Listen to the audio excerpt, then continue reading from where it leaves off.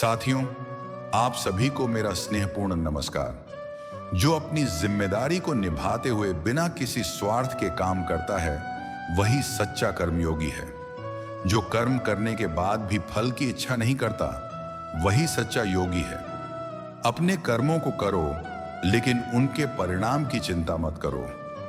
कर्म करते जाओ और किसी भी प्रकार के फल की चिंता छोड़ दो।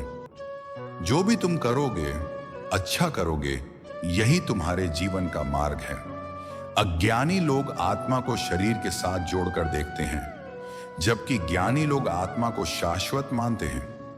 हमारे द्वारा बोए गए कर्मों का फल हमें खुद ही भुगतना पड़ता है। संसार के सभी दुखों का मूल कारण मोह और माया है। धैर्य और साहस ही जीवन की सबसे बड़ी संपत्ति है। जो व्यक्ति आत्मा की सच्चाई को जान लेता है, वह कभी भी दुखी नहीं होता। सच्चा ज्ञान तब प्राप्त होता है जब मनुष्य अपने कर्मों के प्रति समर्पित होता है। सभी कर्मों का एक ही नियम है, जैसा बोओगे वैसा काटोगे। सभी प्राणी अपनी अपनी धारा में बह रहे हैं, लेकिन सच्चा ज्ञान ही हमें सही मार्ग पर चलने की प्रेरणा देता है। कर्म, धर्म और भक्ति के द्वारा ही जीवन को सही दिशा मिलती है। जो स्वयं को जानता है, वही सच्चे सुख और शांति को प्राप्त करता है। आत्मा शाश्वत है, शरीर नाशवान है। यह समझना ही जीवन की सच्ची विद्या है। दूसरों के साथ अच्छे व्यवहार करना ही सच्चा धर्म है। सच्चे प्रेम और भक्ति से ही भगवान का आशीर्वाद प्राप्त होता है। जैसे समुद्र सभी नदियों को एक समान करता है, वैसे ही हमें भी अपनी हस्ती को सब में समाहित करना चाहिए। संसार की अस्थिरता को समझो और आत्मा की स्थिरता को जानो। साथियों, अद्भुत भक्ति में आपका स्वागत है। जीवन की यात्रा एक अद्भुत रहस्यमय यात्रा है, जिसमें हमें हर दिन नए चुनौतियों का सामना करना पड़ता है। श्री कृष्ण की उपदेशों से हम इस यात्रा को सरल और सफल बना सकते हैं। आइए हम उनके कुछ प्रेरणादायक विचारों को जानें, जो हमें अपने जीवन की दिशा और उद्देश्य को समझने में मदद करेंगे। कर्मा के पास न तो कागज है और न ही किताब, फिर भी पूरे जगत का हिसाब है। यह कहा जाता है कि जो कर्म हमने पहले किए हैं, उनका फल हमें आज मिलता है, और जो आज करते हैं, उसका फल हमें बाद में मिलता है। तो ऐसी कोई व्यवस्था क्यों नहीं हुई कि जो हम कर्म आज करें, उसका फल आज ही मिल जाए, ताकि दुनिया में सारे भ्रष्टाचार और बुरे कर्म समाप्त हो जाएं। कुछ कर्मों का फल तुरंत मिलता है और कुछ का कालांतर में। यह कैसे होता है, आइए समझते हैं। पुण्य का प्रत्यक्ष फल क्या है? प्रसन्नता और संतोष। पाप का प्रत्यक्ष फल क्या है? तनाव। पुण्य किया, प्रसन्नता आई, संतोष मिला। पाप किया, तनाव और संताप मिला। अगर आप राह चलते किसी भिखारी या गरीब को 2 रोटी खिलाएं, तो रोटी खिलाने के तुरंत बाद संतोष मिलेगा। और अगर आपने किसी के जेब से रुपया चुराया, तो चुराने के तुरंत बाद मन में तनाव आएगा। अच्छे कर्म का फल भी तुरंत मिलता है और बुरे कर्म का भी, लेकिन यह तो हुआ प्रत्यक्ष फल। एक पारंपरिक फल भी होता है। पुण्य का पारंपरिक फल क्या है? सुख और समृद्धि। और पाप का पारंपरिक फल क्या है? दुख और दारिद्र्य। तुरंत फलता है, पर सुख और समृद्धि में थोड़ा समय लगता है। पाप भी तुरंत फलता है, लेकिन दुख और दारिद्र्य में थोड़ा समय लगता है। ये दोनों चलते हैं। हम जो भी कर्म करते हैं, उसका फल हमें अवश्य मिलता है। आप उस फल से भाग नहीं सकते। भागने की कितनी भी कोशिश कर लो, लेकिन फल भुगतना ही पड़ेगा। इसके बिना कर्म शांत नहीं होता। हम कितने भी अच्छे या बुरे कर्म कर लें, उनका फल हमारे साथ ही रहता है। चाहे वह हमें देर से ही मिले, लेकिन मिलता जरूर है। हम बुरे कर्म को छुपाने के लिए दुनिया की अदालत से तो बच सकते हैं, लेकिन कुदरत की अदालत से कैसे बचेंगे? कई साल पहले की बात है। एक शहर में एक जज रहते थे। वे नागर ब्राह्मण कुल के थे और खुद भी कठोर वेदांती और कर्म के कानून के अभ्यासी थे। एक बार जज सुबह टहलने के लिए निकले थे। तब उन्होंने देखा कि एक व्यक्ति भाग रहा था और पीछे से किसी ने उसे खंजर मार दिया।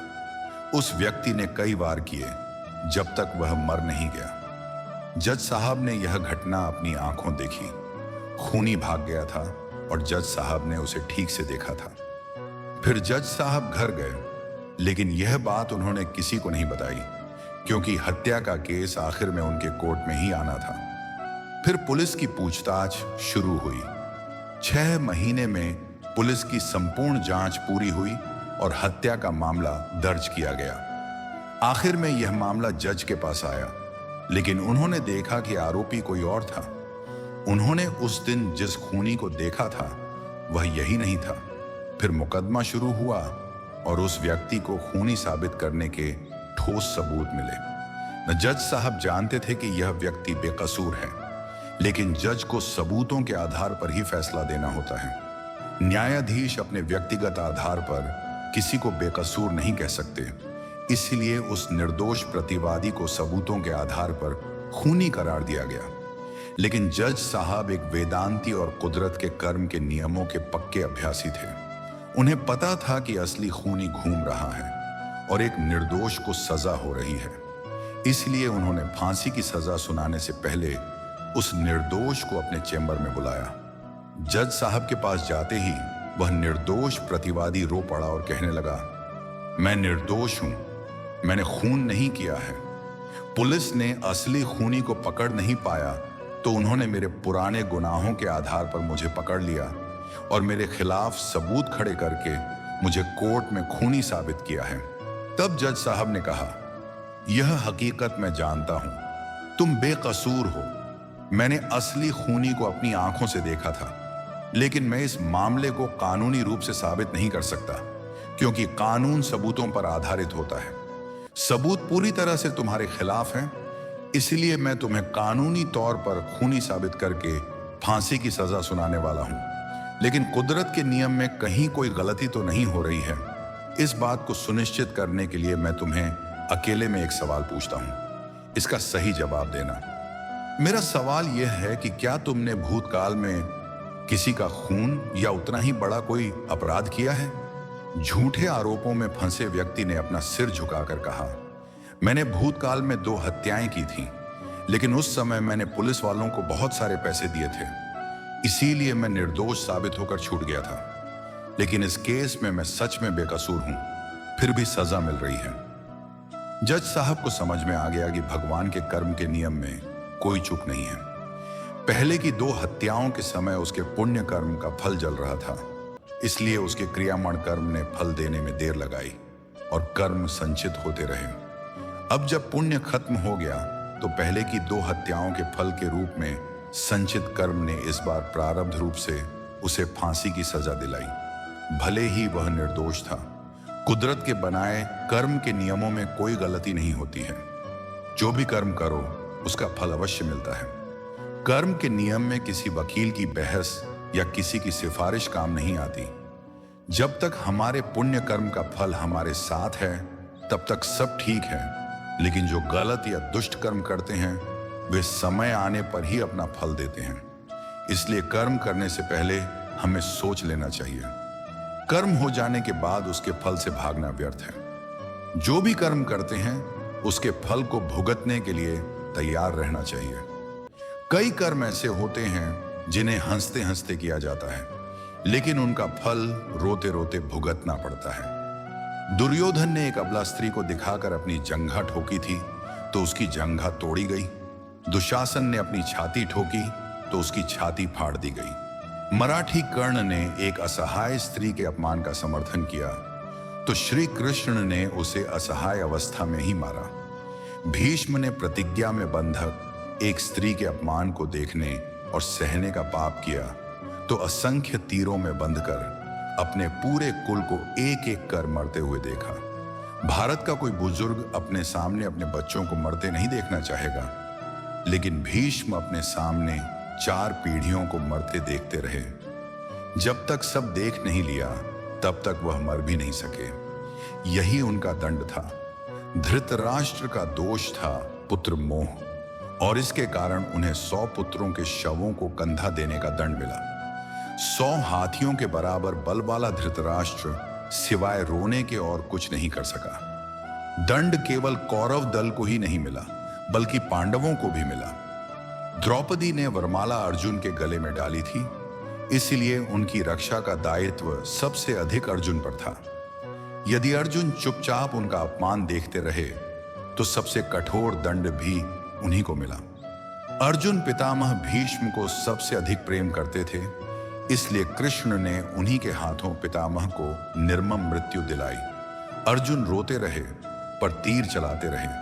क्या लगता है, अपने ही हाथों अपने अभिभावक भाइयों की हत्या करने की ग्लानि से अर्जुन कभी मुक्त हुए होंगे? वे जीवन भर तड़पे होंगे। यही उनका दंड था। युधिष्ठिर ने स्त्री को दांव पर लगाया तो उन्हें भी दंड मिला। कठिन से कठिन परिस्थितियों में भी सत्य और धर्म का साथ नहीं छोड़ने वाले युधिष्ठिर ने युद्ध भूमि में झूठ बोला और उसी झूठ के कारण उनके गुरु की हत्या हुई। यह एक झूठ उनके सारे सत्यों पर भारी रहा। धर्मराज के लिए इससे बड़ा दंड क्या होगा?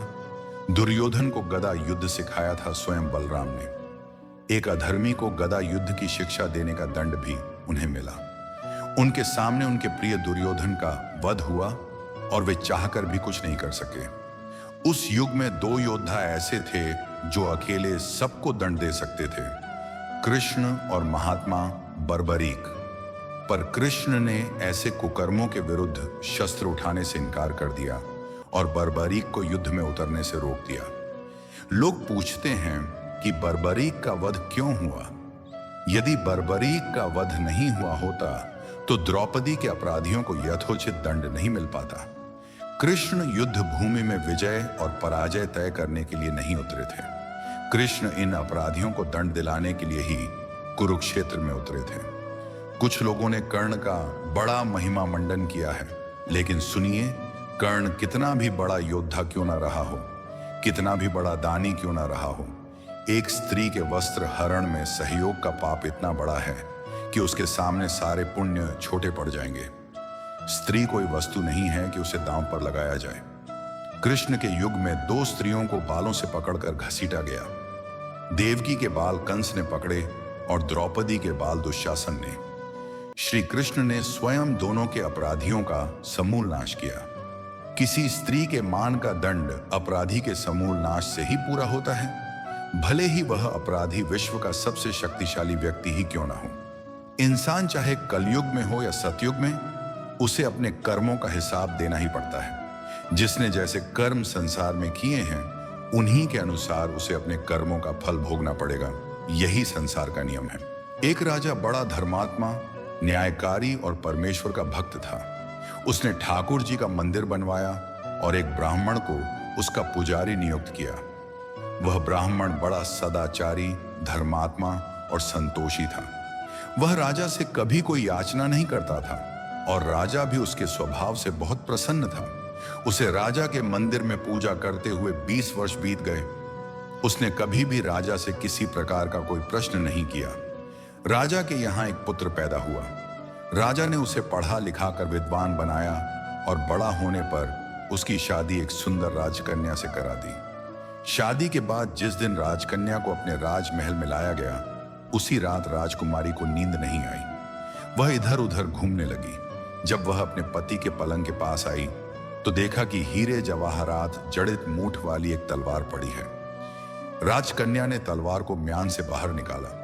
तीक्ष्ण धार वाली और बिजली के समान प्रकाशमान तलवार देखकर वह डर गई। डर के मारे तलवार उसके हाथ से गिर पड़ी और राजकुमार की गर्दन पर जा लगी। राजकुमार का सिर कट गया और वह मर गया। राजकन्या पति की मृत्यु से अत्यधिक शोकित हो गई और उसने परमेश्वर से प्रार्थना की, हे प्रभु, मुझसे यह पाप कैसे हो गया? पति की मृत्यु मेरे ही हाथों हो गई। आप तो जानते हैं, परंतु सभा में मैं सत्य नहीं कहूंगी, क्योंकि इससे मेरे माता पिता और सास ससुर को कलंक लगेगा और कोई भी इस बात पर विश्वास नहीं करेगा। प्रातःकाल जब पुजारी स्नान के लिए कुएं पर आया तो राजकन्या ने उसे देखकर विलाप करना शुरू कर दिया और कहने लगी, मेरे पति को कोई मार गया।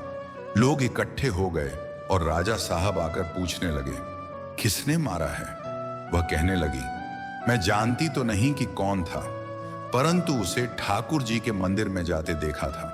राजा समेत सभी लोग ठाकुर जी के मंदिर पहुंचे और देखा कि ब्राह्मण पूजा कर रहा था। उन्होंने उसे पकड़ लिया और पूछा, तूने राजकुमार को क्यों मारा? ब्राह्मण ने कहा, मैंने राजकुमार को नहीं मारा, मैंने तो उनका राजमहल भी नहीं देखा है। इसमें ईश्वर साक्षी है, बिना देखे किसी पर अपराध का दोष लगाना ठीक नहीं है। ब्राह्मण की बात कोई नहीं सुनता था, कोई कुछ कहता था तो कोई कुछ और।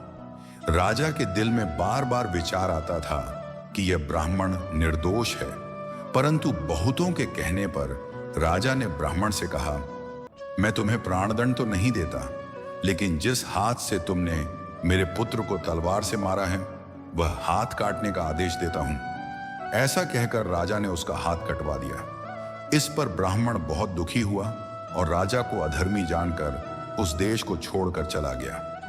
वह ब्राह्मण किसी विद्वान ज्योतिषी की खोज में लग गया, जिससे वह बिना किसी अपराध के अपने हाथ कटने का कारण पूछ सके। किसी ने उसे बताया कि काशी में एक विद्वान ज्योतिषी रहते हैं। तब वह उनके घर पहुंचा। ज्योतिषी कहीं बाहर गए थे। उसने उनकी धर्मपत्नी से पूछा, माता जी, आपके पति ज्योतिषी महाराज कहाँ गए हैं?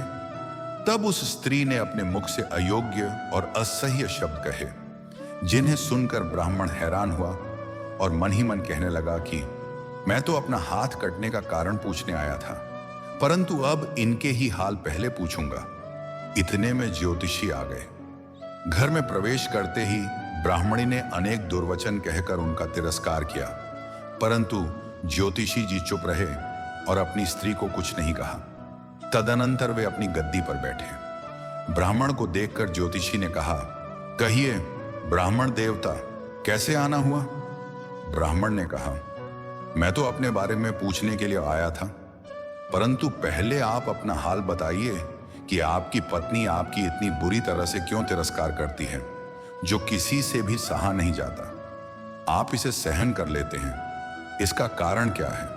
ज्योतिषी ने कहा, यह मेरी स्त्री नहीं, मेरा कर्म है। दुनिया में जिसे भी देखते हो, भाई, पुत्र, शिष्य, पिता, गुरु, संबंधी, जो कुछ भी है, सब अपना कर्म ही है। यह स्त्री नहीं, मेरा किया हुआ कर्म ही है और यह भोगे बिना नहीं कटेगा। अपना किया हुआ जो भी शुभ या अशुभ कर्म है वह अवश्य भोगना पड़ेगा। बिना भोगे तो सैकड़ों करोड़ों कल्पों के गुजरने पर भी कर्म नहीं टल सकता। इसीलिए मैं अपने कर्म खुशी से भोग रहा हूं और अपनी स्त्री की ताड़ना भी नहीं करता, ताकि आगे इस कर्म का फल ना भोगना पड़े। महाराज, आपने क्या कर्म किया था? सुनिए, पूर्व जन्म में मैं कौवा था और मेरी स्त्री गिद्ध थी। इसकी पीठ पर फोड़ा था। फोड़े की पीड़ा से वह बहुत दुखी थी और कमजोर भी हो गई थी। मेरा स्वभाव बड़ा दुष्ट था, इसलिए मैं उसके फोड़े में चोंच मारकर उसे और ज्यादा दुखी करता था। जब दर्द के कारण वह कूदती थी तो उसकी फजीहत देखकर मैं खुश होता था। मेरे डर के कारण वह सहसा बाहर नहीं निकलती थी, किंतु मैं उसे ढूंढता फिरता था। वह जहां मिलती वहीं उसे दुखी करता था। आखिरकार मेरे द्वारा बहुत सताए जाने पर त्रस्त होकर वह गांव से 10-12 मील दूर जंगल में चली गई। वहां गंगा जी के किनारे सघन वन में हरी हरी घास खाकर और मेरी चोटों से बचकर सुखपूर्वक रहने लगी। लेकिन मैं उसके बिना नहीं रह सकता था। उसे ढूंढते ढूंढते मैं उसी वन में जा पहुंचा और वहां उसे देखते ही मैंने उसकी पीठ पर जोर से चोंच मारी। मेरी चोंच उसकी हड्डी में चुभ गई। इस पर उसने अनेक प्रयास किए, फिर भी चोंच नहीं छूटी। मैंने भी चोंच निकालने का बहुत प्रयास किया, मगर वह नहीं निकली। मैंने सोचा कि पानी के भय से ही यह दुष्ट मुझे छोड़ेगा। ऐसा सोचकर वह गंगा जी में प्रवेश कर गई, लेकिन वहां भी मैं अपनी चोंच नहीं निकाल पाया। आखिर में वह बड़े प्रवाह में प्रवेश कर गई। गंगा का प्रवाह तेज होने के कारण हम दोनों बह गए और बीच में ही मर गए। तब गंगा जी के प्रभाव से वह ब्राह्मणी बनी और मैं एक बड़ा ज्योतिषी बना।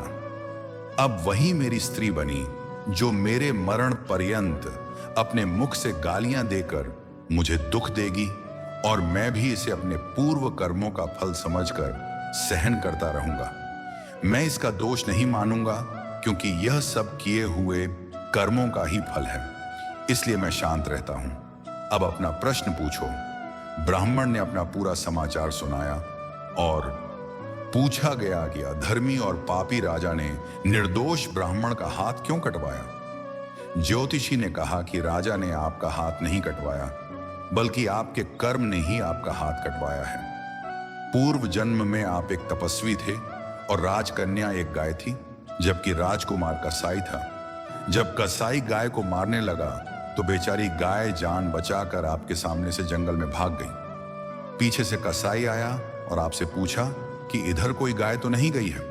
आपने प्रण किया था कि झूठ नहीं बोलेंगे, इसलिए आपने जिस दिशा में गाय गई थी उसी दिशा में हाथ से इशारा किया, जिससे कसाई ने जाकर गाय को मार डाला। गंगा के किनारे वह उसकी चमड़ी निकाल रहा था कि अचानक जंगल से एक शेर आया और गाय एवं कसाई दोनों को खाकर गंगा जी के किनारे उनकी हड्डियां बहा दी। गंगा जी के प्रभाव से कसाई को राजकुमार और गाय को राजकन्या के रूप में जन्म मिला। पूर्व जन्म के किए हुए कर्म ने एक रात के लिए दोनों को एकत्र किया। क्योंकि कसाई ने गाय को हंसिए से मारा था, इसलिए राजकन्या के हाथों अनायास ही तलवार गिरने से राजकुमार का सिर कट गया और वह मर गया। इस तरह कर्म ने अपना फल दिया और समाप्त हो गया। आपने जिस हाथ का इशारा किया था उसी पाप कर्म ने आपके हाथ को कटवाया है। इसमें आपका ही दोष है, किसी अन्य का नहीं। ऐसा निश्चय कर सुखपूर्वक रहिए। कर्म फल का भोग टलता नहीं है। कितना सहज है ज्ञान युक्त जीवन। यदि हम इस कर्म सिद्धांत को मान लें और जान लें तो पूर्वकृत घोर कर्म का फल भोगते हुए भी हम दुखी नहीं होंगे, बल्कि अपने चित्त की समता बनाए रखने में सफल होंगे। भगवान श्री कृष्ण इस समत्व के अभ्यास को ही समत्व योग संबोधित करते हैं, जिसमें दृढ़ स्थिति प्राप्त होने पर मनुष्य कर्म बंधन से मुक्त हो जाता है। इसलिए अच्छे कर्म करने तथा बुरे कर्मों से बचने की सलाह दी जाती है।